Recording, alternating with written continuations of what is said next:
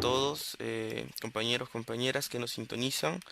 Gracias por acompañarnos en esta transmisión, en esta nueva transmisión de nuestro programa Izquierda Socialista Conversa, con esta temática dura, contemporánea, que es la problemática de la pandemia del COVID-19 y la situación de nuestros pueblos, de las clases populares frente a esta pandemia.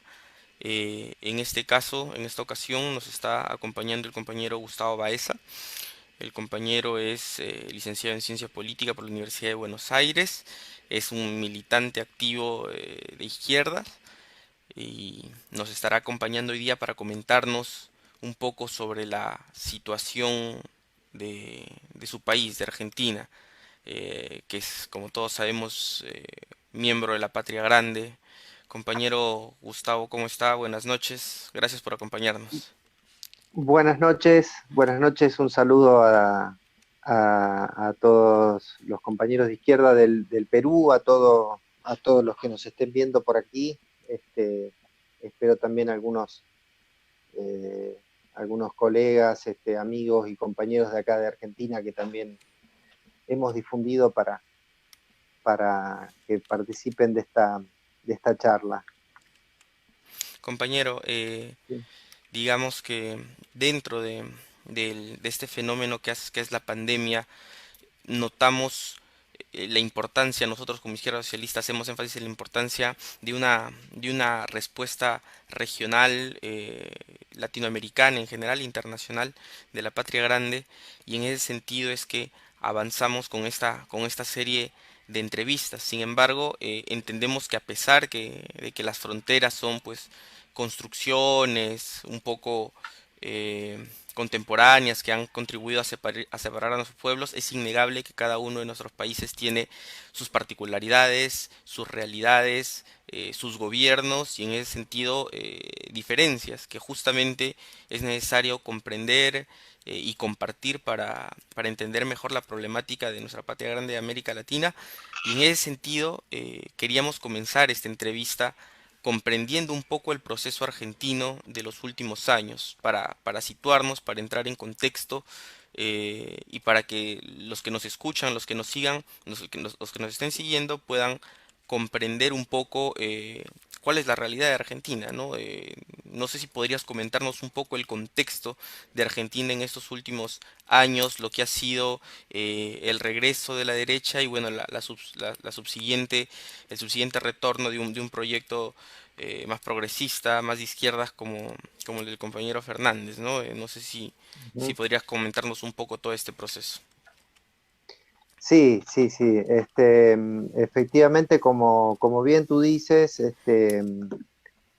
estamos retornando a, a una senda que tiene que ver con el avance de las fuerzas progresistas en el continente.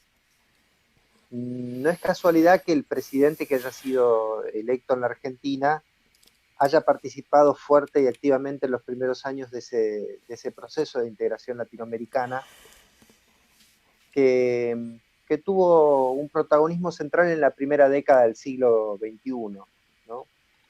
Y yo pensaba, mientras vos hacías esta reflexión acerca de la diferencia de nuestros países y de pronto la,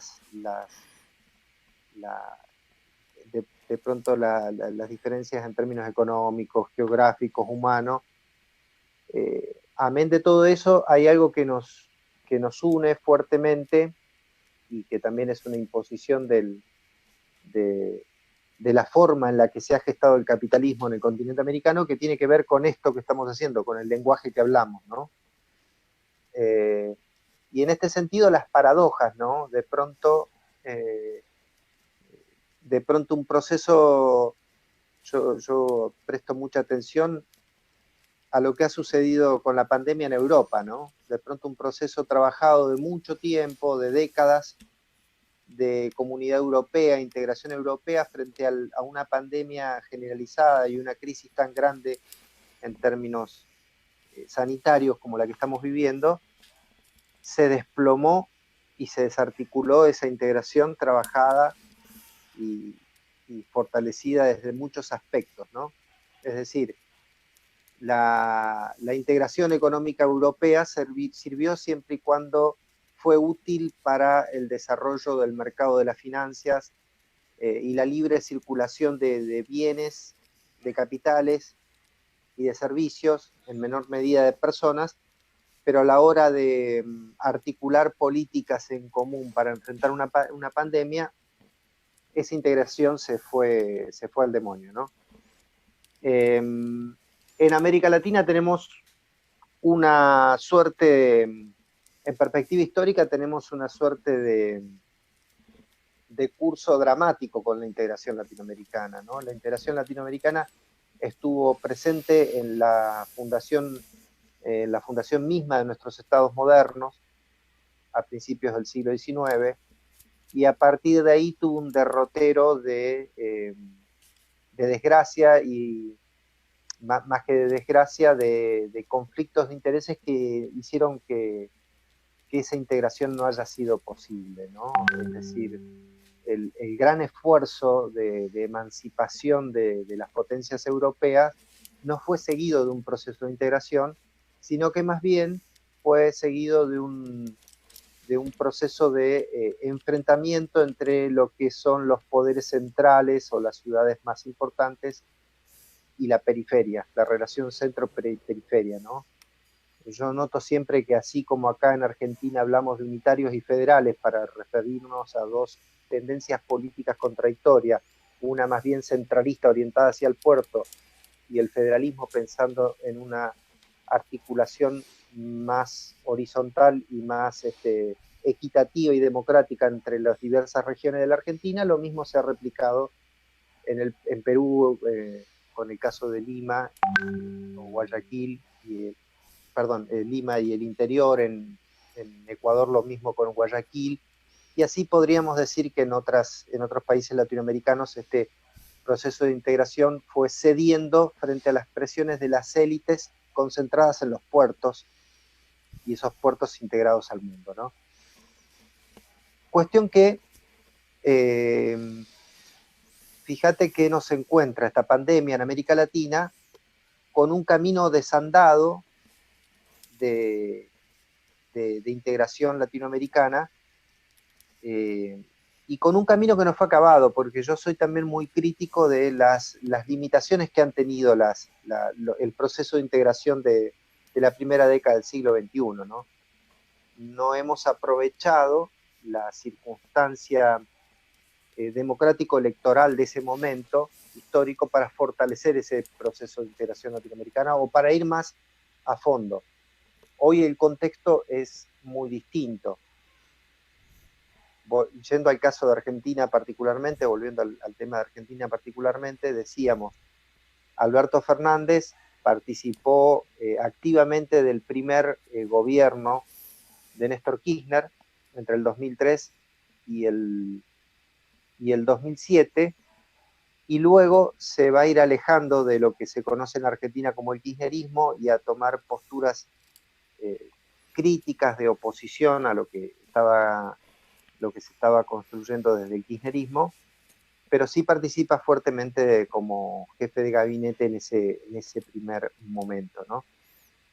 Ahora bien, cuando Néstor Kirchner llega al poder en 2003, el contexto era muy distinto, ¿no? Existía una Venezuela con un Hugo Chávez en la presidencia, existía un Rafael Correas en Ecuador, existía un Lula en Brasil, con su encuadramiento más hacia el centro, si se quiere, en Chile una Bachelet, un frente amplio en el Uruguay, etcétera, etcétera, ¿no? Es decir, había un contexto regional distinto. Hoy yo creo que en América Latina el neoliberalismo a partir de la segunda década del siglo XXI ha virado hacia la derecha fuertemente, ¿no? Lo vemos en el mismo caso de Perú, que de pronto tampoco participó en esa primera década desde un triunfo de los sectores progresistas y de izquierda, por lo menos en lo que es el poder estatal nacional, y hoy se ha consolidado aún más la oligarquía peruana en el poder. En Ecuador vemos también lo que ha pasado con Lenín Moreno y lo que ha sido esta suerte de defección y giro sorpresivo hacia la derecha para propios y ajenos. Y bueno, ni que hablar lo que pasa en el resto, me olvidaba de la figura de Evo Morales, que también participó activamente del proceso de integración. Fíjate vos hoy lo que pasa en Bolivia. Entonces el contexto de emergencia del gobierno de Fernández es un contexto de campo minado, ¿no? Diría yo, ¿no? Donde es muy difícil hablar de procesos integradores, es muy difícil plantear la UNASUR o un Mercosur cuando el país más importante de Sudamérica, en términos económicos, cantidad de habitantes, geografía humana y económica, realmente está conducido por un personaje muy peligroso, ¿no? Un personaje que realmente podríamos tachar cabalmente como un imbécil político, ¿no? Un personaje que promueve el apego no solo al neoliberalismo, sino a las formas más retardatarias de violencia militarista que tanto hemos sufrido en América Latina. Se suma México no podemos dejarlo fuera de este análisis, pero insisto, yo creo que el contexto hoy es mucho menos favorable para hablar de integración latinoamericana. Y de pronto se me ocurre que quedaron varias cuestiones pendientes en la primera década del siglo XXI que hoy nos ayudarían a surfear mejor esta situación, ¿no? Yo me acuerdo y siempre remarco la insistencia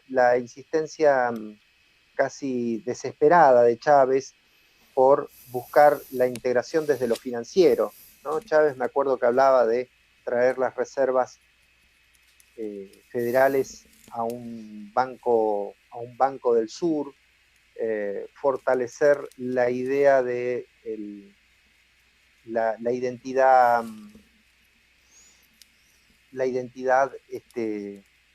documental a través de un pasaporte único latinoamericano, en fin, una serie de medidas que fueron de alguna forma subestimadas en su momento a cuento de, bueno, las grandes asimetrías, las diferencias, etcétera, etcétera. Pero bueno, esas grandes asimetrías, esas grandes diferencias, yo creo que son mucho más tratables si no hubiesen emperado las lógicas estadocéntricas que hoy están volviendo a la escena política de una forma dramática, ¿no? Hoy sí los países, me da la impresión que tienen que, en este marco de aislamiento generalizado, buscar la forma individual y alternativa de arreglárselas por cuentas propias en esto, pero extraña y se lamenta mucho la imposibilidad en la práctica. Yo por lo menos no estoy viendo en este momento intenciones de los países que lideran los procesos progresistas que están volviendo a emerger hoy, no veo intenciones claras de articular políticas para salir de forma conjunta en la pandemia, ¿no? No las estoy viendo y eso preocupa porque, insisto, tenemos, yo creo,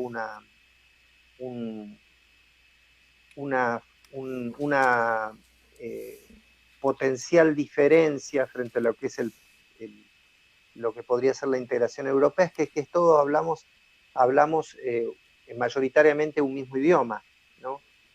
En el sentido de la comunicación, obviamente que esto no desconoce la variedad y la diversidad de dialectos y de lenguas subsumidas por el castellano a partir del proceso de colonización europea, pero inmensamente en toda Sudamérica, y podríamos incluir en esto al 50% de la población norteamericana, se habla el castellano y el portugués.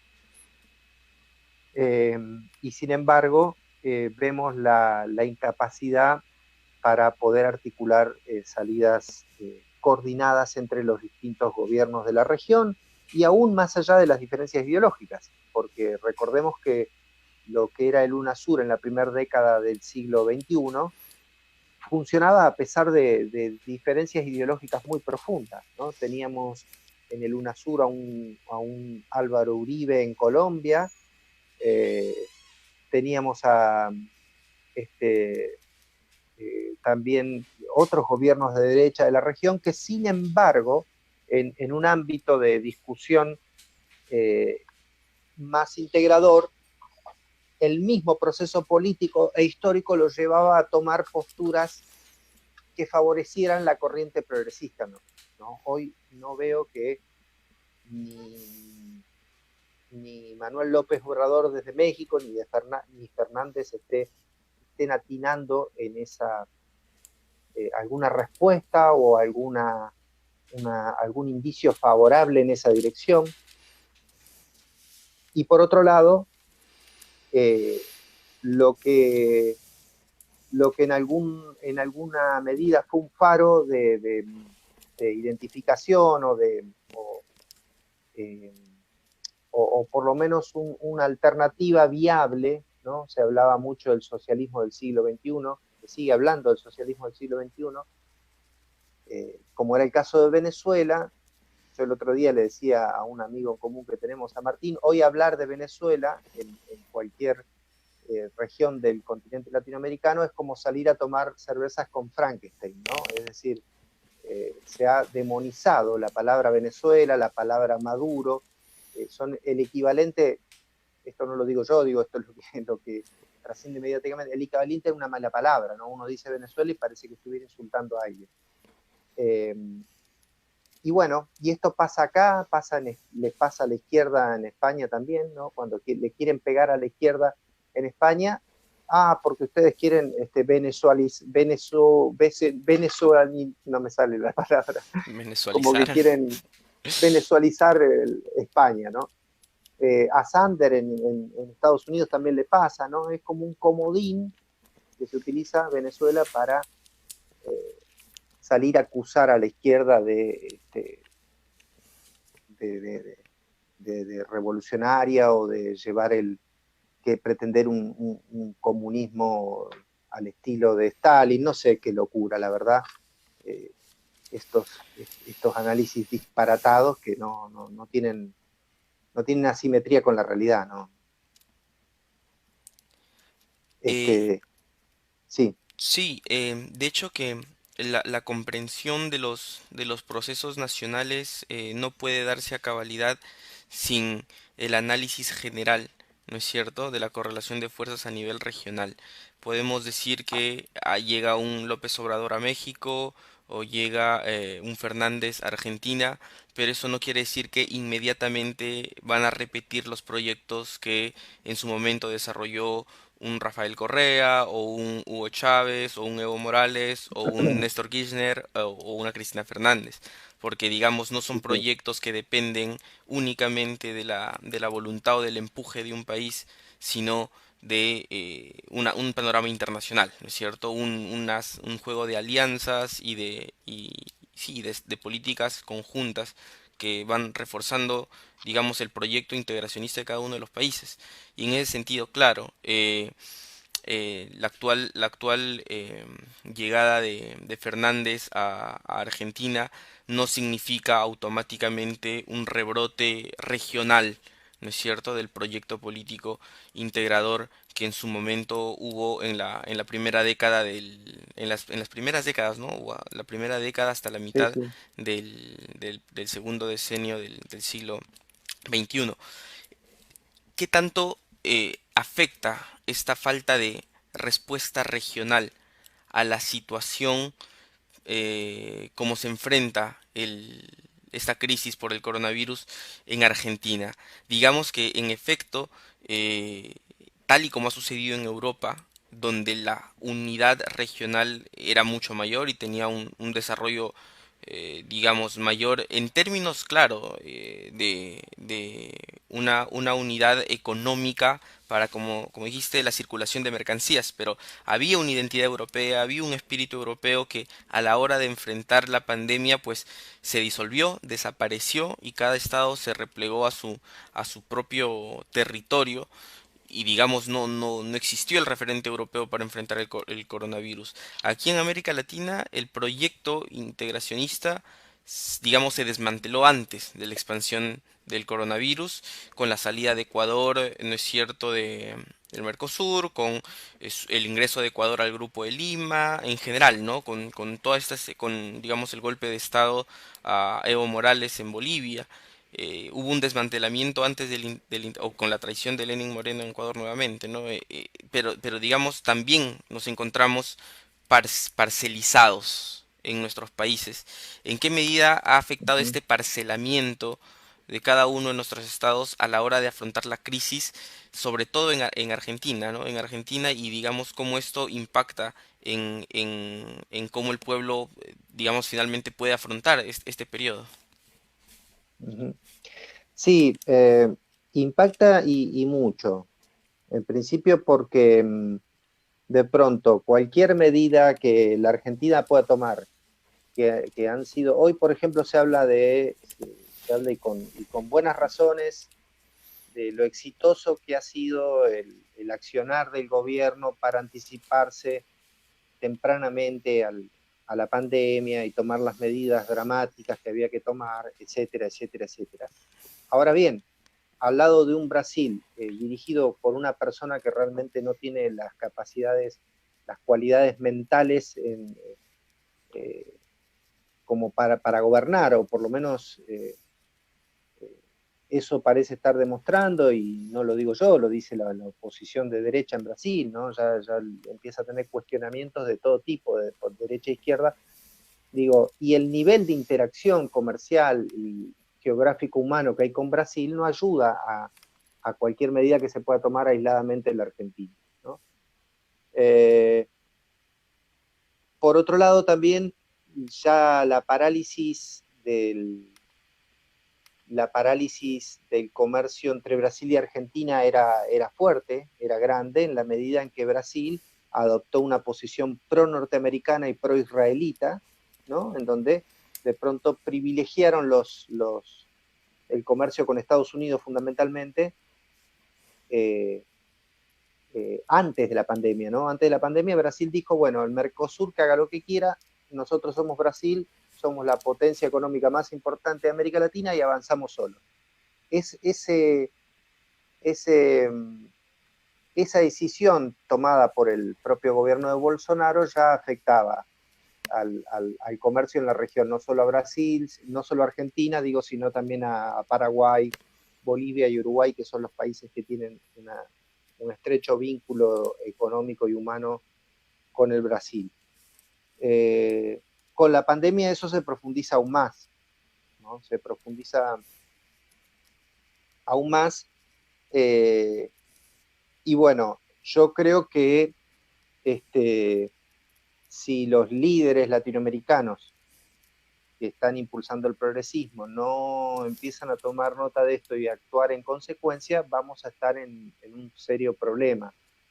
Eh, ya estamos en un serio problema, digo, pero ahora hay que tratar de salir de ese problema y me da la impresión de que tendrían que ser los líderes progresistas de la región, desde México hasta Tierra del Fuego, los que tengan que eh, tomar esa iniciativa, ¿no? Tomar esa iniciativa por una cuestión de momento histórico y de responsabilidad histórica. Espero que así sea, yo creo que debe estar esto en carpeta, pero bueno, yo la verdad que veo algunas paradojas interesantes que me gustaría señalar. Hoy pensaba cuando delineaba algunas ideas para esta charla, las paradojas de esta pandemia, ¿no? La paradoja de este parate, esta paralización que, que estamos viviendo, ¿no? Paralización en el sentido de quedarse subsumido a la casa, el encuentro virtual, que en realidad de virtual no tiene nada, es algo real que virtualmente está pasando en un lugar, o sea, lo que nosotros estamos viviendo es la realidad, no hay nada virtual acá, virtual es la palabra que se inventó para referirse a este tipo de comunicación. Pero la pandemia cae en un momento que genera paradójicas, ¿no? Paradojas interesantes, ¿no? Por ejemplo, cae la pandemia y se paraliza la movilización social en contra de un gobierno ultraliberal que, que venía a ser como el cierre o el final del ciclo de un largo derrotero en Chile, ¿no? Me estoy refiriendo al caso de Chile, que fue ese retorno a la democracia pactado con una carta constitucional eh, acuñada por la misma dictadura en retirada. Bueno, en el momento en que Piñeira está prácticamente al borde del precipicio, llega la pandemia y se frena la movilización social. Algo muy parecido estaba pasando en Perú, pasó un poco antes de lo que estaba pasando en Chile, también el nivel de movilización social iba increyendo, lo mismo en Colombia, ¿no? Con la movilización generalizada de distintos sectores, campesinos, obreros, indígenas, es decir, a su vez también en Bolivia, ¿no? En Bolivia teníamos un gobierno títere de una decadencia moral muy profunda, ¿no? Con realmente unos personajes insostenibles, que ya se les estaba tornando ingobernable la misma Bolivia que habían capturado siniestramente unos pocos días antes, y de pronto la pandemia, ¿no? Y eso paralizó y en cierta forma desmovilizó a toda la sociedad que avanzaba hacia una radicalización de una alternativa progresista a la región. Por otro lado, la contracara de esa moneda es el caso de Brasil, ¿no? En Brasil, donde parecía que ya el neoliberalismo no tenía vuelta atrás, donde ya se había instalado ese discurso de la xenofobia y el odio en los sectores medios, incluso también en los sectores populares. Bueno, el manejo de la pandemia fue como el último empujón al precipicio de un Bolsonaro que ya venía dando muestras de patetismo, pero sin embargo se sostenía virulentamente en el poder. Y bueno, se agrava la crisis de representación en Brasil en torno a la figura de Bolsonaro y por el mal manejo de la pandemia, ¿no? Entonces digo, yo antes de tener esta charla leí algunos análisis, ¿no? Y me llamó mucho la atención un análisis que hacía Naomi Klein, que ella hablaba de que cuando esta pandemia se termine, habrá que se volverá a la normalidad. Y ella hablaba de la normalidad de la crisis, ¿no? Digo, bueno, ¿qué normalidad nos perdimos, no? Porque en el camino nos hemos perdido una normalidad que avanzaba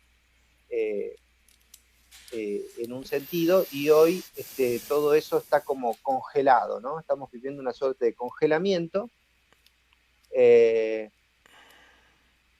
Y bueno, y con la gran incertidumbre de, bueno, ¿esto cuánto va a durar? ¿Un mes más, 2 meses más, un año?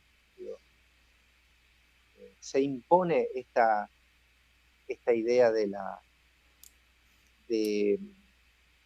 de la relación por medio de plataformas, ¿no? Por eso, digo, hay señales de advertencia, ¿no? En el sentido de que de pronto, el regreso de todo esto puede ser un regreso en donde la derecha tiene, por supuesto, por lo menos desde mi perspectiva, desde mi visión, muchas más posibilidades de reagrupar energías y volver con una estrategia aún más desarrollada que presentar esto como la llegada del comunismo y la rebelión anticapitalista, porque como el sistema capitalista está mayormente parado hoy, en términos de que no se puede producir, no se puede vender, comerciar, etcétera, etcétera, y relativamente, porque esto sigue activo, bastante activo.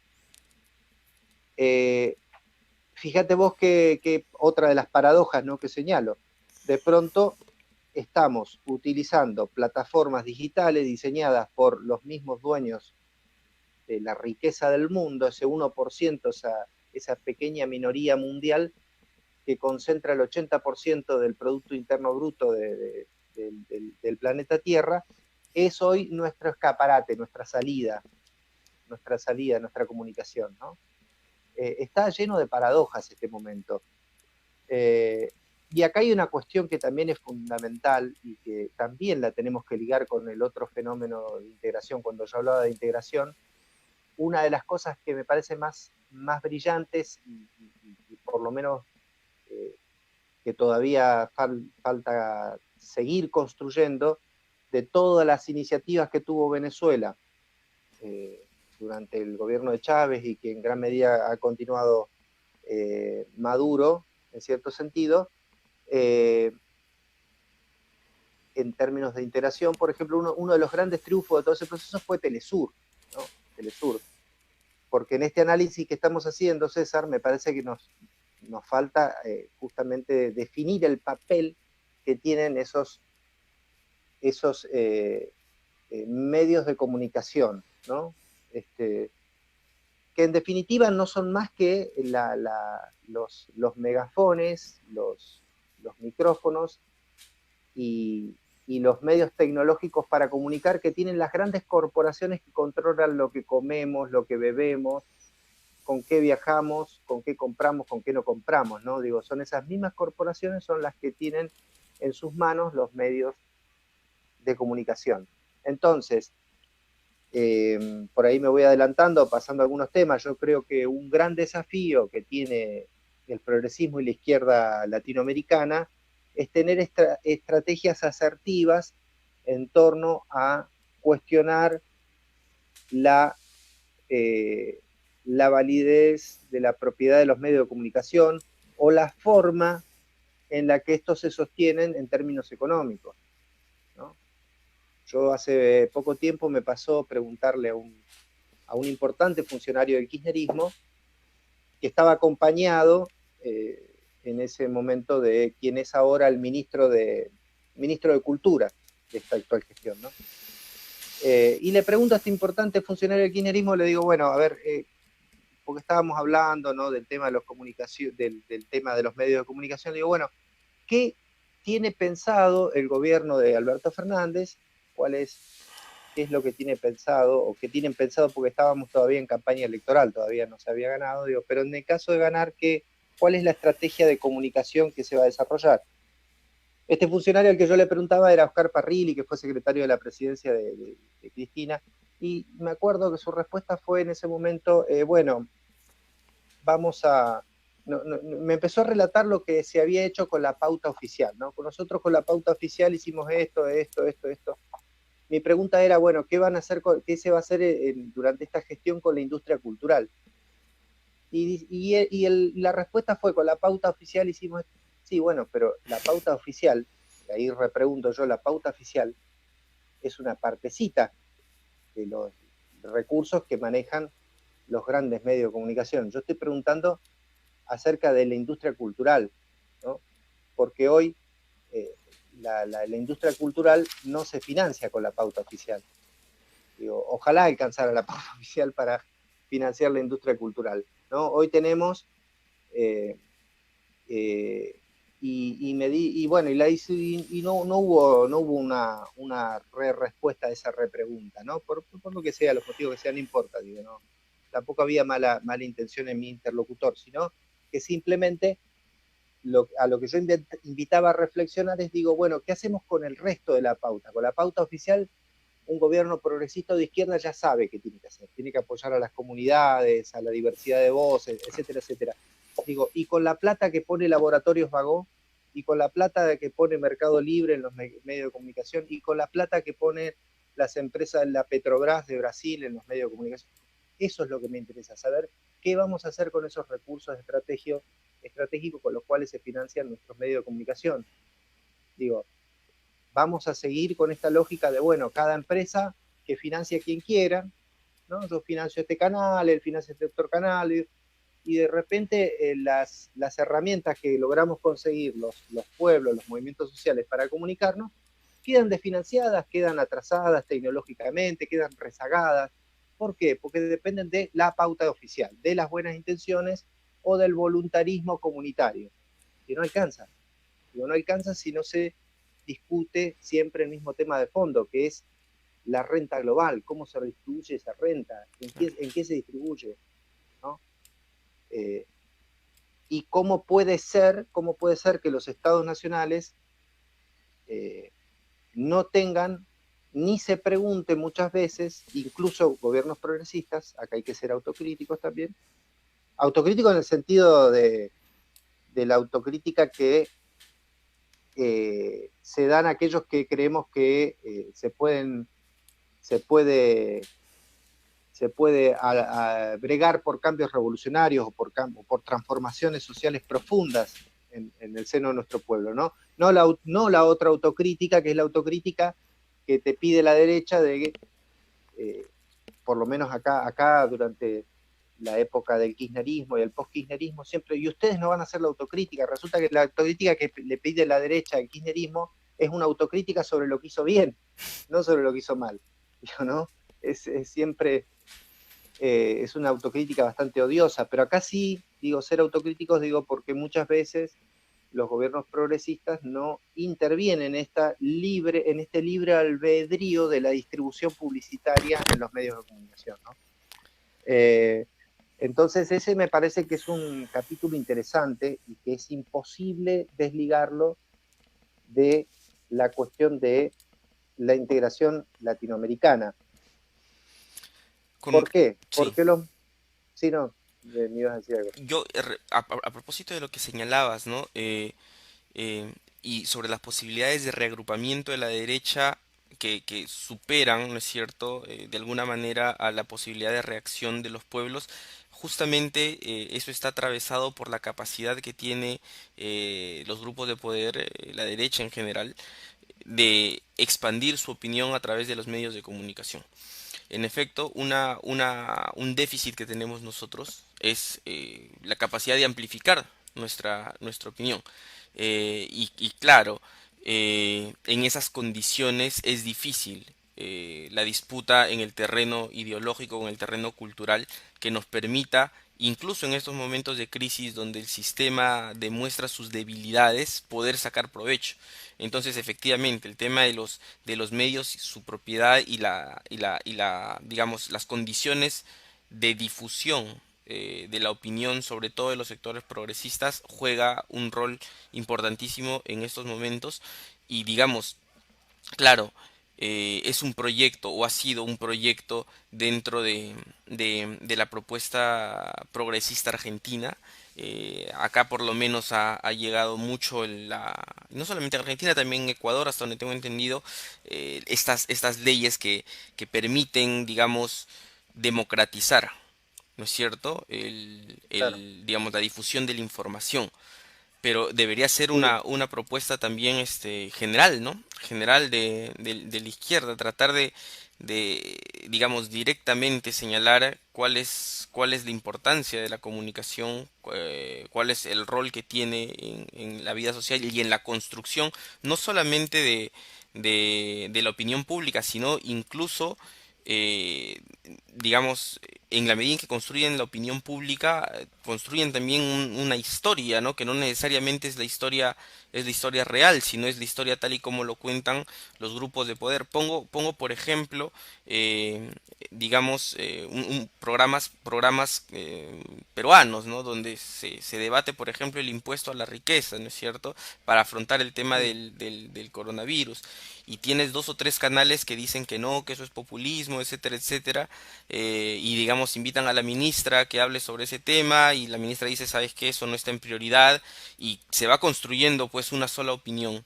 y que está muy claro, ligada a los intereses de estos mismos grupos, porque digamos, los sectores más pudientes son justamente los que controlan los medios de comunicación, entonces es imposible o es muy difícil que a través de un medio de comunicación se pueda ventilar abiertamente la necesidad de un impuesto a la riqueza. Hay un conflicto de intereses, ¿no? Hay una política claro. pública necesaria, pero a la vez, digamos, la discusión sobre esta política pública necesaria pasa por canales privados que se oponen a priori a esta política pública por definición y en ese sentido truncan la posibilidad de esta política pública, pero digamos hay respuesta también desde el movimiento popular a través de los canales virtuales como el Facebook, como las redes sociales en general. eh, digamos, la izquierda y el proyecto argentino, cómo ve esta situación, ¿no? El tema de los medios de comunicación y las alternativas también comunicacionales frente a este monopolio, ¿no? O frente a este oligopolio. Sí, como bien decís, la, la Argentina tuvo una respuesta interesante para tratar de combatir este monopolio que fue la ley de medios. Esa misma ley de medios, tengo entendido, fue tomada y con algunas modificaciones sustanciales aplicada a algo más o menos parecido en Ecuador, ¿no? Eh, pero, pero insisto, a ver, acá lo que ha pasado, por lo menos, y esta es mi opinión muy personal con relación a la ley de medios, es que se utilizó en una ley muy bien trabajada, muy bien argumentada y definida, eh, pero se utilizó fundamentalmente esa ley para tratar de desarticular o desarmar las corporaciones mediáticas que existían y se utilizó fundamentalmente para combatir al grupo Clarín, que es el grupo mediático más concentrado y más importante de la Argentina, que controla el 80% de las emisoras radiales. Yo creo que es el grupo, no es que creo, es el grupo más concentrado y más poderoso de América Latina, incluso más que Televisa México, por ejemplo, en términos de facturación anual, o que la Red o Globo en Brasil. Mm. Eh, entonces, digo, es un grupo concentrado muy fuerte, pero se puso mucho el acento en el combate contra Clarín, es decir, en combatir el poder existente y no en otros aspectos de la ley que habilitaba a construir un poder nuevo, ¿no? Porque ahí me parece que también está la clave de cómo los sectores progresistas y de izquierda entendemos el poder. ¿Qué vamos a hacer? ¿Vamos a combatir el poder existente o vamos a construir un poder nuevo, ¿no? Me da la impresión, o por lo menos me inclino a pensar, que sin dejar inevitablemente de combatir con el poder existente, porque no es porque uno elija combatir el poder existente te va a combatir a vos. Si sos revolucionario, si sos progresista, si querés cambiar el mundo, el poder se te va a poner en contra. Pero de pronto, si vos los confrontás directamente, frontalmente, tenés más probabilidad de perder que de ganar por una cuestión de acumulación de fuerzas. Digo, la ley de medios, por ejemplo, tenía algunos otros elementos que eran fortalecer otras voces, financiar otros medios y otros canales de comunicación que, insisto, se puso la energía en tratar de desguazar, desarticular las distintas empresas mediáticas conectadas en el grupo Clarín que en construir alternativas comunicacionales. Por ejemplo, fortalecer la posición y la participación de Argentina en la red Telesur. Eh, Tener una propia cadena de televisión progresista en la Argentina, que no la hemos tenido más que prestada gracias a empresarios que son hoy amigos del progresismo y mañana, si viene otro gobierno de turno, son amigos de otro sector político ideológico, ¿no? Es decir, y aún así, eh, eh, pasó algo muy particular en la Argentina en los 4 años de macrismo, ¿no? Eh, Empresarios como Cristóbal López y Fabián de Sousa que habían tenido una postura cercana al kirchnerismo, además de mirar con más simpatía el kirchnerismo. No podríamos decir que estos tipos eran militantes radicalizados del peronismo revolucionario argentino, no. Simplemente eran empresarios que hacían comunicación y habían visto la veta o la posibilidad de crecimiento en la construcción de un discurso de noticias más progresistas, ¿no? Bueno, los quisieron aniquilar, o sea, los quisieron borrar del mapa, o sea, cuando llegó Macri, cuando llegó el neoliberalismo, volvió el neoliberalismo en la Argentina, que nunca se fue, en términos de control hegemónico de los factores de poder, los quisieron aplastar, o sea, con la excusa de que tenían deudas con el fisco y que no las pagaban, ¿no?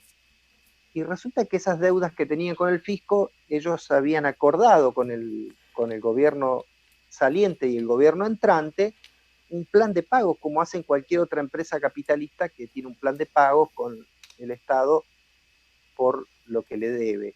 Bueno, no les importó ni siquiera cobrar lo que le debía al Estado argentino en manos del neoliberalismo. Directamente los quisieron aplastar y gracias a la resistencia y al coraje de muchos comunicadores que trabajaban ahí, los que no expulsaron, porque muchos los expulsaron, pudieron subsistir 4 años y volver a reintegrarse con más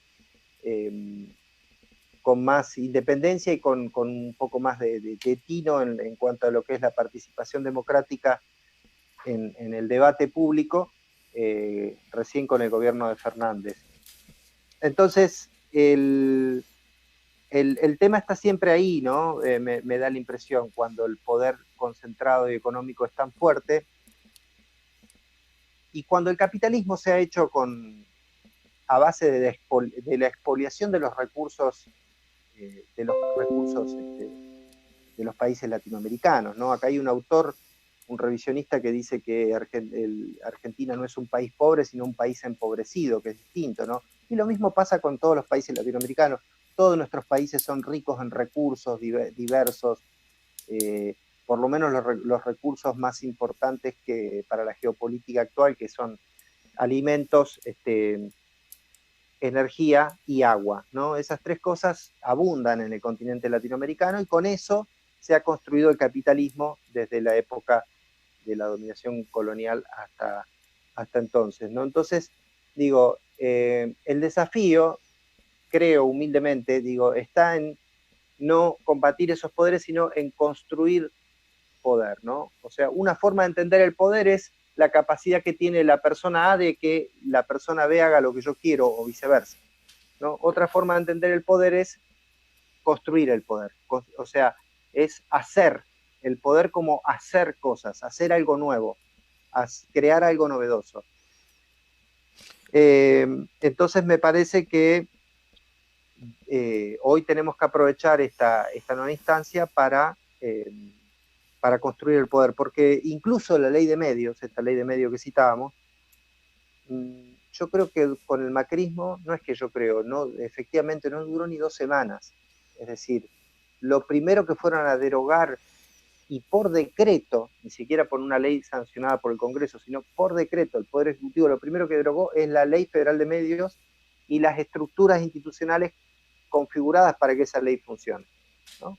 Es decir, con un decreto, con la sola firma de un decreto, se deroga una ley. Con lo cual, vemos que evidentemente el problema no era una ley, ni lo perfecta que fuera una ley, sino los factores objetivos del poder económico, ¿no? Sino cómo se financian el kirchnerismo, y aún antes del kirchnerismo, esas grandes corporaciones mediáticas, ¿no?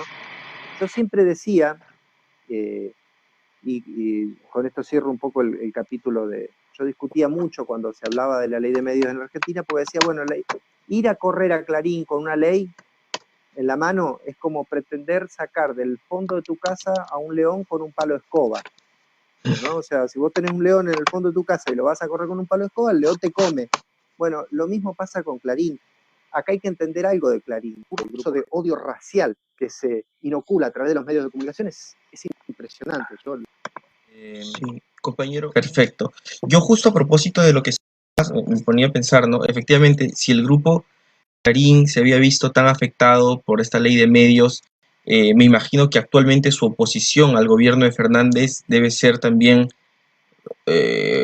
feroz, muy, muy grande. En todo caso, ¿cuál es la relación actual, ¿no? entre Clarín, el gobierno de Fernández y con las medidas que ha tomado también Fernández en este periodo de cuarentena, por ejemplo, en países como el nuestro, y creo que en varios países, Trump es un ejemplo de ello, Bolsonaro es un ejemplo de ello, muchos grupos de poder y muchos políticos de ultraderecha han dicho la cuarentena no tiene ningún sentido, va a parar la economía y que la gente salga a trabajar y hay que priorizar la economía sobre la vida, un discurso de ese tipo. Entonces, al Fernández tomar la decisión, ¿no es cierto?, de establecer una cuarentena o de establecer medidas de confinamiento, los medios de comunicación, ¿cómo han reaccionado? Si es que Clarín ha reaccionado de alguna manera cuestionando esta medida o algunas otras medidas, ¿cuál ha sido el rol de Clarín en este intento de Fernández de desarrollar pues nuevamente políticas progresistas, ¿no? Eufóricos, ¿no? Que reafirmen la identidad política de uno, sino tratar de manejarse con cierta diplomacia, porque insisto, también hay que ver acá y hay que llamar la atención de que esto es algo que en Argentina se conoce mucho. En Argentina es mucho más importante en términos de consenso social, o es más grande en cuanto a la capacidad de convocar voluntades que tiene el antiperonismo que el peronismo, ¿no? El peronismo en la Argentina no es más que un 25, un 27, supongamos un tercio del electorado, hablando estrictamente en términos electorales, no es más que un tercio del electorado. Circunstancialmente, una parte del sector antiperonista se vuelca hacia el peronismo cuando se da cuenta que realmente los liberales son cada vez más brutos, cada vez tienen menos formación y sus propuestas son cada vez más violentas y disgregantes. Entonces, cuando la sociedad toma nota de que el liberalismo, bueno, el liberalismo es eso, se vuelca hacia una opción peronista. Entonces, digo, un resultado electoral no te define nada. Claro. ¿Y esto por qué pasa? Pasa porque justamente comunicacionalmente la subjetividad de la persona está trabajada en un sentido anticomunitarista, o sea, insolidario, ¿no? Y centrado en el individuo como lo más importante de todo. Entonces, el problema hoy que tiene el problema para los medios es que no podemos salir a ganarnos la vida y a, ¿cómo puede ser que yo no me dejen laburar, ¿no? No me dejen trabajar como puedo laburar acá? Entonces el problema sería ese, ¿no? Cuando el Estado va a dejar de pensar tanto en las cuestiones de salud y se va a enfocar más en cuestiones económicas, ¿no? Y bueno, esa es un poco la postura, ¿no? De pronto hoy los medios de comunicación están preocupados porque el Estado no le presta la debida atención a la economía. Y hace un mes y medio atrás decían que con la economía sola bastaba. Esa es un poco la situación. Me comentabas que había como que este giro, por un lado, cuando el neoliberalismo es, digamos, brutal, el pueblo se inclina hacia la izquierda, pero digamos, si la izquierda no construye ese poder alternativo, pues nuevamente el neoliberalismo con la concentración de medios y en general con el poder económico vuelve a retomar el poder. Eh, ¿Hay posibilidad actualmente, desde el gobierno progresista que hay, de romper este círculo vicioso? Juega mucho también el tema de la correlación a nivel latinoamericano, la correlación de fuerzas a nivel latinoamericano. Si fue muy difícil hacerlo en los tiempos de Chávez, yo entiendo que sea mucho más difícil hacerlo en estos tiempos, pero digamos, ¿qué alternativas tiene actualmente el gobierno para un poco contribuir a salir de este círculo vicioso de concentración de poder económico, mediático? ¿Hay perspectivas? ¿Qué tanto influye en general, ¿no? Todo el espectro de izquierda? ¿Qué tan claro tiene este objetivo de no solamente atacar al poder, sino buscar formas de reemplazarlo, ¿no? Porque, digamos, al haber un vacío comunicacional, generalmente lo va a llenar el enemigo. En ese sentido, qué tanto se comprende este problema, qué tanto se entiende que se está a veces en un círculo vicioso si es que no se construye, como señalas, ese poder alternativo, ese otro poder que pueda disputar la hegemonía del sentido común en la gente, ¿no? Mm. Sí, yo creo que, primero, en la Argentina, hoy, en este contexto actual, hay que repensar la ley de medios. Realmente si esa ley de medios sirvió porque eh, esto es un dato interesante. Si bien la ley de medios fue tomada como modelo en muchos aspectos, lo que hay que decir es que nunca se pudo aplicar en la Argentina. O sea, no se pudo aplicar por una combinación táctica de los poderes fácticos que hoy se llaman, hoy se mencionan en todos los análisis políticos como el lawfare, el famoso lawfare, ¿no? La articulación entre el poder judicial, el poder político y el poder comunicacional.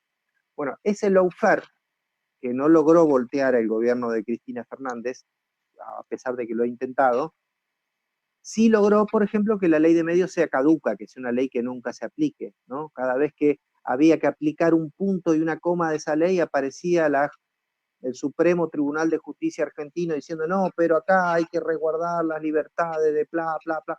Y siempre se frenaba en el mismo lugar, ¿no? En eh, una postura taxativa del Poder Judicial, el poder más antidemocrático de todo lo que es el Estado el Estado argentino, y calculo que en los países latinoamericanos que seguimos un esquema de constitucionalista norteamericano pasa más o menos lo mismo, ¿no? A los jueces quién los elige, quiénes los vota y cuándo se renuevan, ¿no? Es una cosa, yo creo que hay unas cuantas similitudes en ese sentido. Entonces, ¿qué pasa? Yo creo que la alternativa para eso es, y acá me inspiraría en Simón Rodríguez, el gran maestro de Bolívar, es inventar o errar, ¿no? Primero, tener una gran capacidad inventiva y segundo, convocar a las personas que realmente nos pueden alumbrar una salida, que pueden tener eh, ideas que posibiliten una discusión con esa gran hegemonía de las corporaciones eh, asentadas en los medios de comunicación, ¿no? Acá hay que convocar al ingenio colectivo, hay que convocar a la planificación efectiva y atraer a las personas que muchas veces por ahí ni siquiera son nuestros compañeros revolucionarios que tenemos al lado, sino por ahí alguien que no está con nosotros, que, que debiera estar por la idea que tiene, por la iniciativa que tiene, ¿no?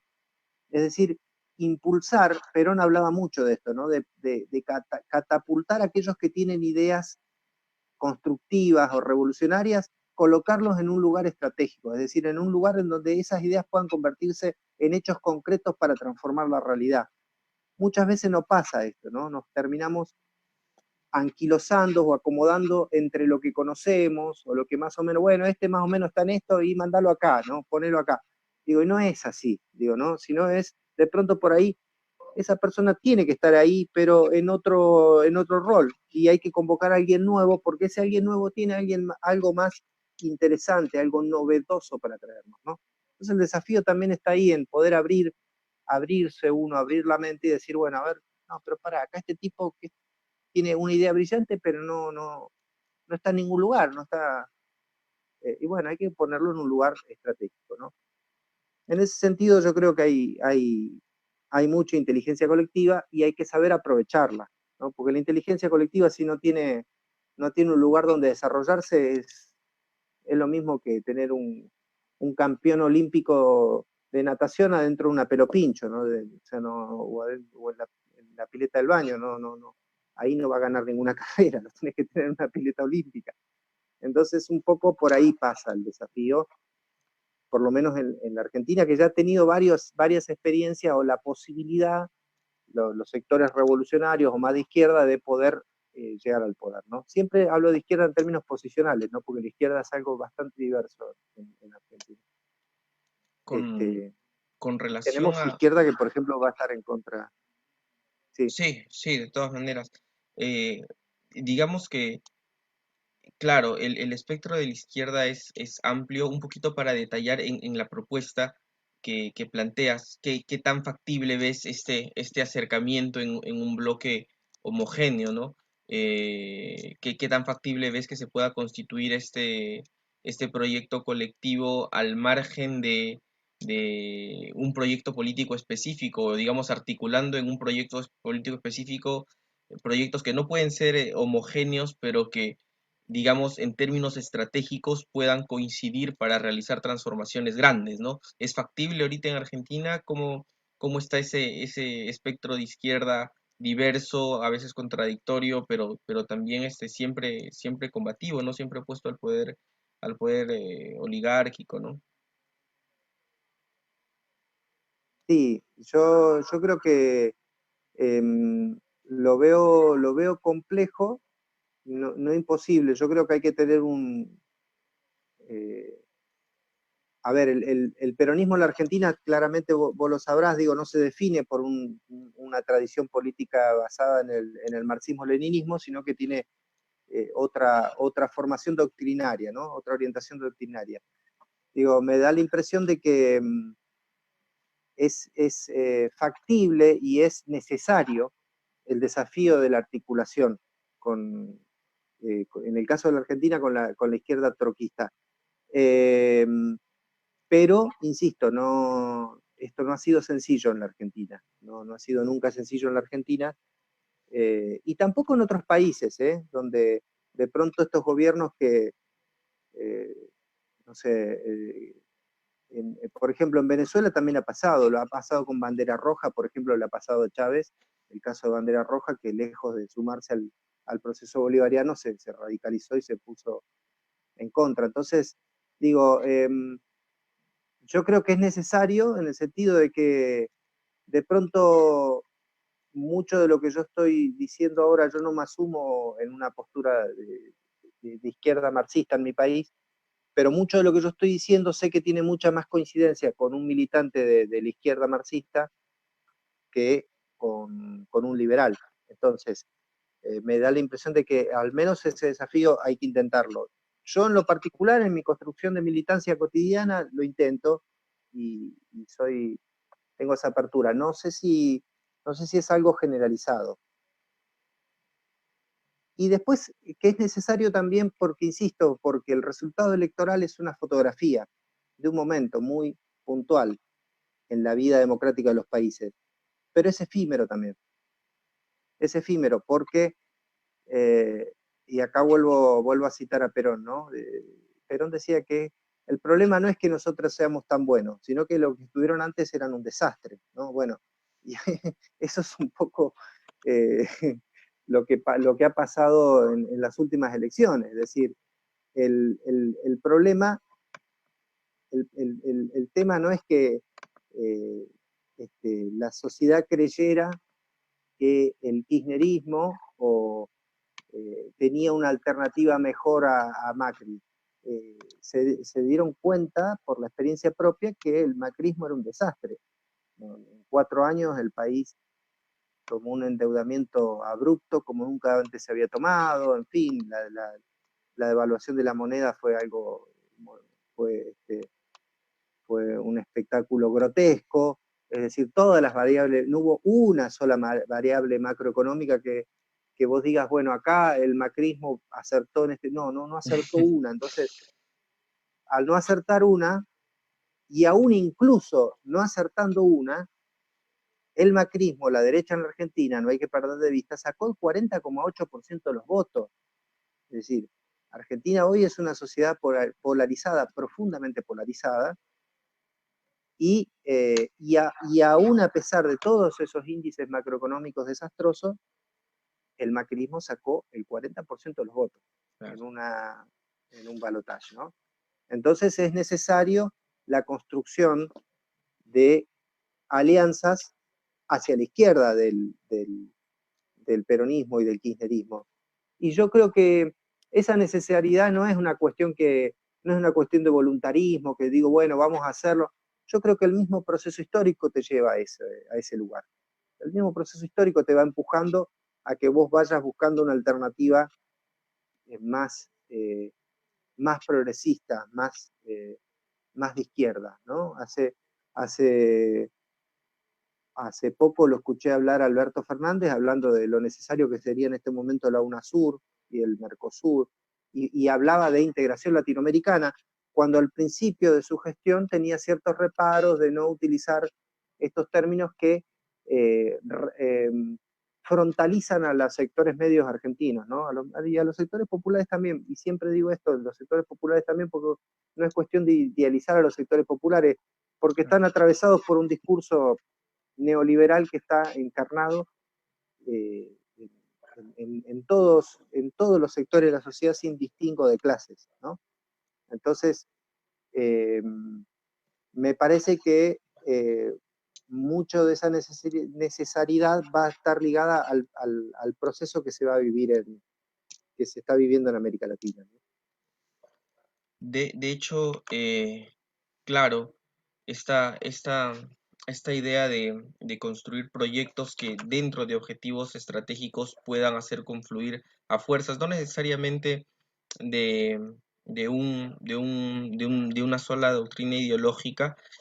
Yo me atrevería a decir que tampoco es privativo del peronismo. Yo recuerdo hasta ahora un texto de Marx donde él mismo señalaba que las revoluciones se daban cuando un sector social permite, a partir de un trabajo con otros sectores sociales, empujar hacia una propuesta que permita suplantar un poder por otro. Entonces, claro, habría que tener una visión muy ingenua para pensar que un solo sector social sin ayuda de nadie va a poder empujar a, a una transformación general, tomando en cuenta el poder, digamos, que tiene el enemigo, ¿no? Entonces es cierto Claro, que proyectos que permitan juntar, digamos, no necesariamente proyectos políticos homogéneos, pero digamos, proyectos políticos coincidentes en lo estratégico, se hace necesario en nuestra región. Tenemos una pregunta de un compañero que me parece que más o menos ha sido respondida a partir de, digamos, este énfasis en el tema comunicacional, pero de todas maneras me gustaría transmitírtela para que la puedas solventar y para que también nos puedas comentar un poco o para que puedas explayarte un poco en el tema de la integración, ¿no?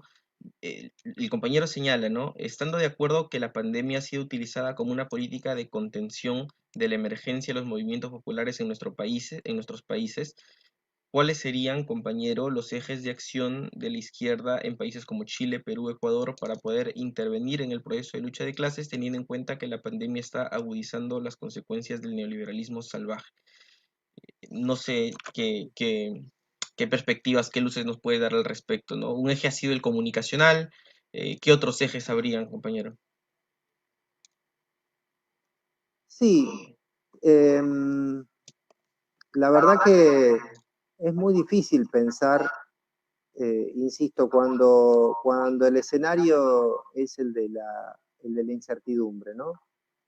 Eh, yo me acuerdo que me viene ahora a cuento, ¿no? Una frase que decía el ministro de Educación del macrismo, del gobierno neoliberal argentino, que vociferaba adelante de maestros y docentes que los niños argentinos deben acostumbrarse a vivir en la incertidumbre y aprender a disfrutar de ella, ¿no? Sí. Eh, yo creo que justamente los sectores de izquierda, los movimientos sociales, tenemos que hacer todo lo contrario, ¿no? Ni disfrutar de la incertidumbre ni acostumbrarnos a ella. Entonces, transformar de pronto esta anormalidad de la relación virtual en una potencialidad, digo, ¿no? Eh, a la espera de que esta pandemia realmente eh, logre ser controlada de alguna u otra forma, porque todavía aún incluso está por discutirse, investigarse primero, analizarse luego y discutir después el origen serio de esta pandemia, ¿no? Si fue autoinfligido o no, si fue un golpe que se le fue de las manos, ¿no? Bueno, es decir, a la espera de ese mejor momento en donde podamos reencontrarnos en la lucha que necesariamente es de cuerpo presente y en la calle, digo, tratar de aprovechar este tiempo para eh, articularnos a la espera de organizarnos para una mejor respuesta.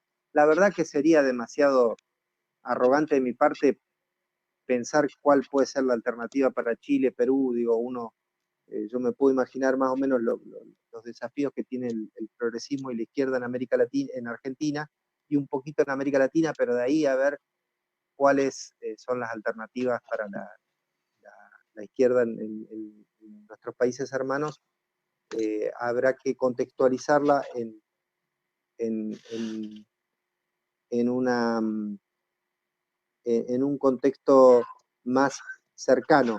Pero sí, yo creo que hay algo importante, que eso sí sirve para todos los países, y que es una mochila histórica que nosotros llevamos, que es que todos los procesos revolucionarios, progresistas, socialistas que encaremos en América Latina, si no lo logramos conjugar, si no lo logramos conjugar en una estrategia de unidad latinoamericana, de integración latinoamericana, vamos a estar complicados, vamos a estar complicados. Y hoy creo que América Latina está en una circunstancia más o menos parecida a lo que era no sé cuántos años tienes tú, César, pero yo me acuerdo que fue muy importante a mediados de la década del 90, principios del siglo XXI, el Foro Social Latinoamericano, ¿no? Donde de pronto los movimientos sociales se iban articulando eh, y iban tratando de encontrar estrategias mancomunadas para salir adelante, y de ahí esos han sido muchos de nuestros think tanks, ¿no? O nuestros nuestras usinas ideológicas, de las cuales salieron muchos procesos muy interesantes, como el de Evo Morales, muchas experiencias de movimientos sociales, cooperativistas y progresistas en Brasil, incluso en la misma Colombia. Es decir, me da la impresión de que tenemos que ir hacia una suerte de integración más allá de las políticas de los estados, ¿no? Porque ese yo creo que podría ser a modo de, entre kilos de comillas, consejo, ¿no? Para los sectores de izquierda y progresista, tratar de articular la integración latinoamericana más allá de los vaivenes que hayan en nuestros estados nacionales, más allá de los vaivenes electorales, más allá de que gane la derecha, gane el progresismo, gane la izquierda en nuestros países.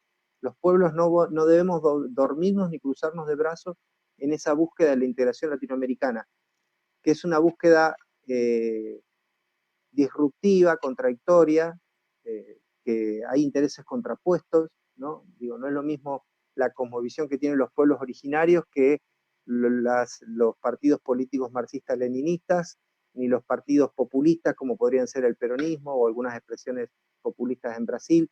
Digo, son muy distintas las ideas. Entonces, creo que las bases o las militancias deben tomarse muy en serio el proyecto de integración latinoamericana, un ejercicio de reflexión y conocimiento de nuestros procesos históricos, ¿no? Desde San Martín y Bolívar hasta la actualidad, ¿no?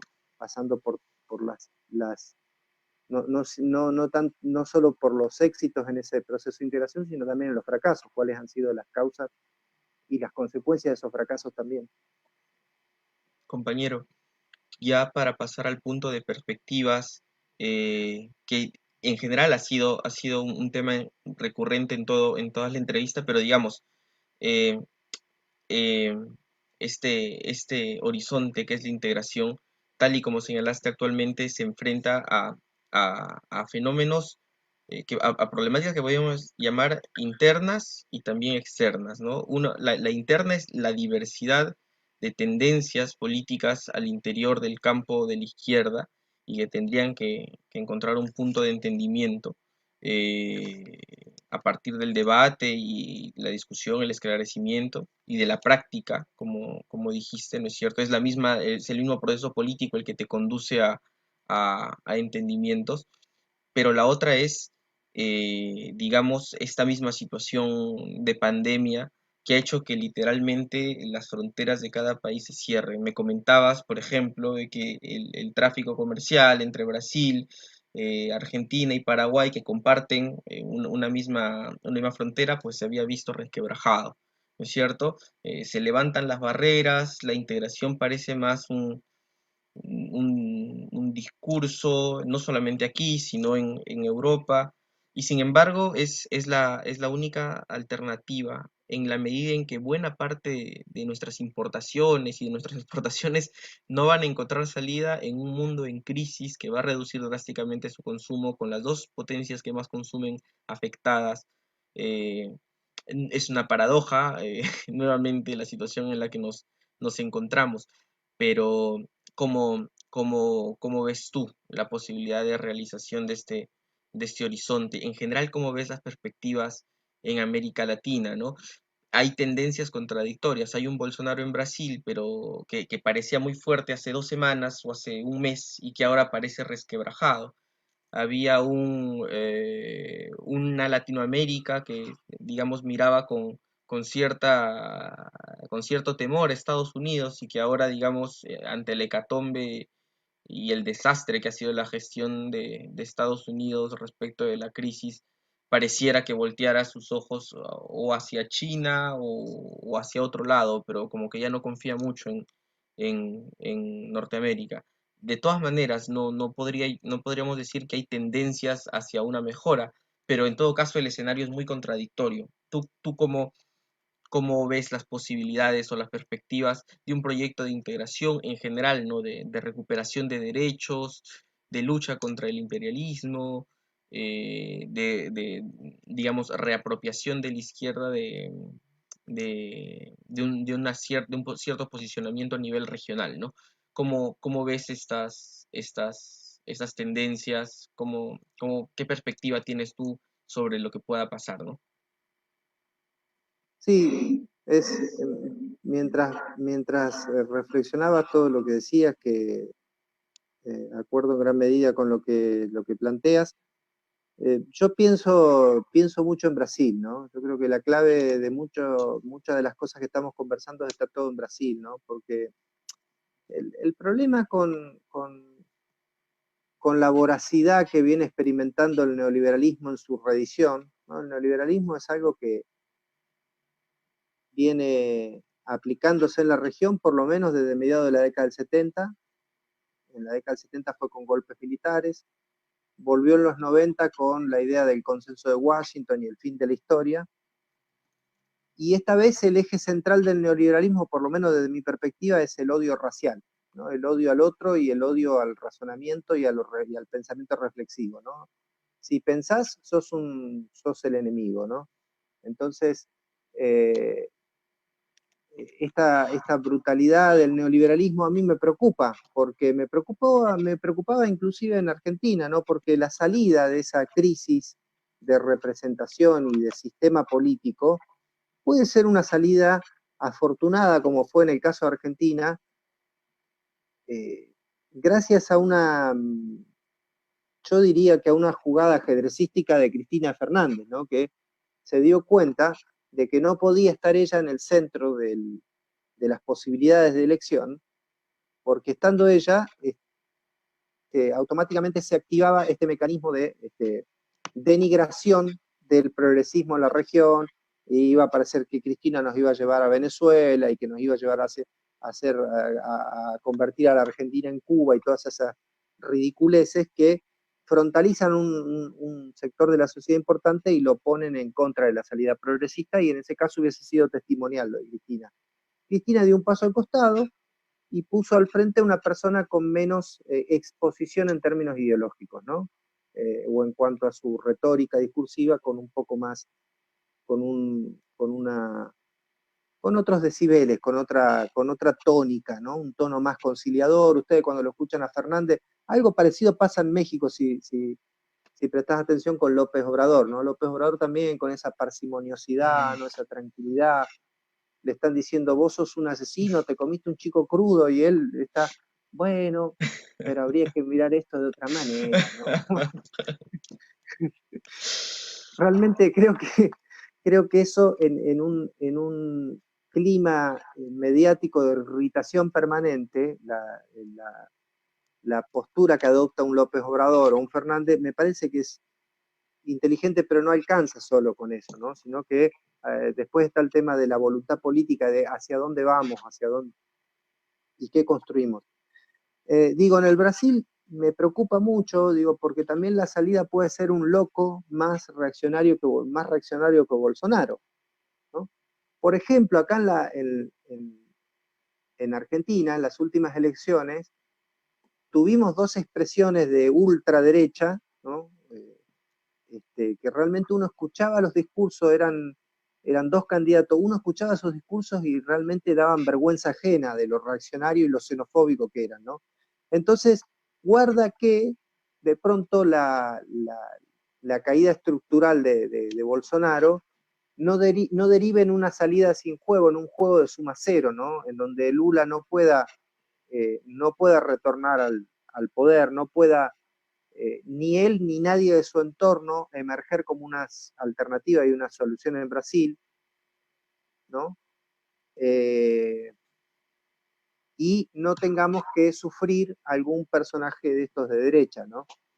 Que de hecho yo siempre digo, a río revuelto ganancia de pescadores, ¿no? Cuando se producen estas grandes crisis económicas y culturales, la salida también puede ser de derecha, entonces yo no sé qué estará pasando en Brasil, ¿no? Eh, pero sí mmm, noto con mucha preocupación que no las posibilidades de una reedición de una experiencia como fue la del PT con Lula, va a ser bastante complejo, va a ser complejo, porque de hecho ya fue compleja la transición en Brasil, ¿no? Y ese es otro también de los desafíos que tienen los gobiernos progresistas y de izquierda en la región, que tienen que resolver, que es el tema de la, la, la continuidad el pase de postas, ¿no? El pase de mando hacia un nuevo cuadro político de la misma expresión ideológica, ¿no? Eso es una dificultad en todos los procesos, por lo menos que yo observo de América Latina, ¿no? Lo ha sido, y esto lejos de justificar las salidas reaccionarias, ¿no? Porque este, yo no me voy a poner a hacer análisis de cuáles fueron los errores del MAS en Bolivia cuando un movimiento degenerado realiza un golpe de Estado al mejor estilo de la década del 70 con intervención norteamericana, no al lugar. Digo, pero sí creo que yo creo que si tenemos a mí me preocupa mucho lo de Brasil, ¿no? Para poder pensar la integración latinoamericana, porque es un país muy importante. Entonces, por todo lo que implica económicamente, geográficamente, culturalmente. Entonces me parece que la clave está ahí, ¿no? En convertir estas grandes crisis del neoliberalismo en una alternativa para la izquierda. Fíjate vos que, por ejemplo, lo que está en claro en Chile es que la población y los sectores más diversos no quieren a Piñeira, pero lo que no está en claro en Chile es todos esos sectores conjugados y articulados muy disímiles entre sí, qué es lo que quieren o cuál es la alternativa. No está visualizado que no hay un líder o un partido político o un movimiento que capitalice esa enorme energía humana movilizada, ¿no? Entonces, me parece que también las claves de los sectores revolucionarios, socialistas, progresistas en América Latina es en interpretar de la mejor manera posible esa sinergia social para que la crisis no tenga una salida por derecha y no nos pase algo parecido a lo que le pasó a la Alemania a mediados del siglo XX o a Italia a principios del siglo XX, ¿no? Que la crisis del neoliberalismo terminó convirtiéndose en una proyección hacia el fascismo y no y en el ahogamiento en sangre de toda la sinergia socialista y revolucionaria que se había dado en las primeras décadas del siglo XX, ¿no? Entonces, ahí un poco está la clave, ¿no? En construir esa herramienta de poder, ¿no? Entonces, me da la impresión de que los países, eh, los movimientos sociales que se oponen al neoliberalismo en América Latina tienen que conformar una mesa de acuerdos y de estrategia y de estrategia programática, es decir, bueno, no estamos de acuerdo en 10 cosas, pero estamos de acuerdo en estas 3, bueno, vamos todos por esas 3, ¿no? Concentrar las fuerzas, las energías en un vector que nos aúna, o sea, concentrarnos en lo que lo que nos une, no lo que nos desune, ¿no? Ahí me parece un poco está la clave. Compañero, gracias por la intervención. Tenemos algunos comentarios a propósito justamente de las diferencias. Un compañero nos señala que efectivamente tenemos muchas diferencias, pero tenemos una cultura compartida, nuestro Tahuantinsuyo. Y efectivamente, antes de la separación colonial, hubo una unidad primigenia, ¿no? De nuestros pueblos. Tal vez no estuvieron todos los pueblos, pero hubo un proyecto unitario que es necesario retomar y siempre avanzando hacia ese horizonte integrador, regionalista, macro regionalista en todo caso, ¿no es cierto? Sí, De unidad latinoamericana. totalmente. Compañero, Totalmente, los compañeros y las compañeras de los pueblos originarios tienen mucho que aportar desde su cosmogonía, porque ellos han entendido mucho antes que nosotros, la importancia de construir con la naturaleza y no a pesar de ella, ¿no? Sobre todo. Este, así que bueno. saludos al compañero que nos comentó en todo caso. Compañero, muchas Un gracias abrazo grande. por la intervención. No sé si quieres darnos unas palabras finales para cerrar esta entrevista. Desde ya agradecemos tu participación, pero quisiéramos escuchar algo más que tengas que comentarnos. No, simplemente para finalizar todo lo que digo, también tomarlo con la mesura y el entendimiento posible. Por ahí uno habla mucho desde su perspectiva personal y desde su recorrido y mete la pata, dice, hiere susceptibilidades no, que por ahí no atendió o no percibió adecuadamente. Y en esto, como frase final, ¿no? Me gusta rescatar un pensamiento o una reflexión que tenía San Martín acerca de las revoluciones, ¿no? San Martín creo que nos une a unos cuantos acá en el continente latinoamericano. Decía algo muy interesante que yo trato de tenerlo presente siempre, día a día, ¿no? A las revoluciones, decía San Martín, hay que observarlas de cerca y juzgarlas de lejos, ¿no? Entonces, me parece que un poco por ahí va la cosa, ¿no? A veces no atemperarnos con lo que observamos, sino que justamente observar las cosas de cerca, más ahora que tenemos la posibilidad por ahí de los medios de comunicación, ¿no? De los medios de comunicación, digo, de las herramientas tecnológicas. Yo trato de tener en mi computadora siempre a mano algunos portales de izquierda latinoamericana que voy consultando, voy leyendo para observar de cerca, pero a la hora de juzgar o de establecer juicios de valor, hacerlo desde lejos, con el debido respeto y la consideración por los hermanos y las hermanas que están luchando ahí por un mundo más justo, más soberano y libre. Así que bueno.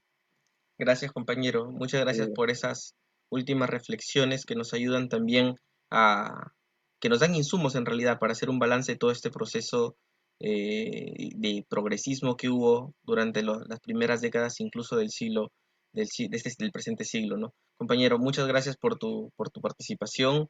De parte de Izquierda Socialista, un saludo y esperamos contar contigo en otras oportunidades también para seguir conversando cuando, sobre temas diversos. cuando gusten, muchísimas gracias a ustedes por hacerme participar de esta iniciativa. Hasta luego. Abrazo grande y Bolívar vive, la lucha sigue. Arriba. Adelante, compañero. Hasta la victoria siempre. Hasta la victoria. Chao, chao.